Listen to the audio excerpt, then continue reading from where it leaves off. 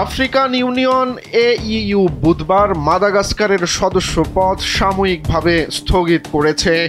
এর আগে দেশটির সামরিক অভ্যুত্থানে নেতা কর্নেল মাইকেল রেন্ডিয়ানিরিনা জানান তিনি শিগগিরই প্রেসিডেন্ট হিসেবে শপথ নেবেন।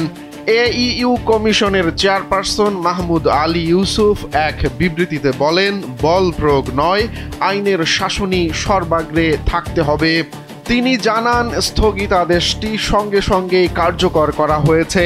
গত কয়েক সপ্তাহ ধরে পানি ও বিদ্যুৎ সংকট ঘিরে বিক্ষোভে উত্তাল হয়ে ওঠে দেশটি। এখন যে কোনো ব্র্যান্ডের পুরাতন এসি বদলে নতুন ওয়ালটন এসিতে উপভোগ করুন 25% ছাড়। এই আন্দোলনে সামরিক বাহিনীর কিছু অংশ যোগ দিলে পরিস্থিতি আরও জটিল আকার নেয়। প্রেসিডেন্ট এনরি রাজোয়েলিনা সরকার বরখাস্তের পর জনরোষে দেশ ত্যাগ করেন। এরপর তিনি সংসদ ভেঙে দেওয়ার চেষ্টা করলে জাতীয় পরিষদ সেটি উপেক্ষা করে তাকে অভিশংসন করে।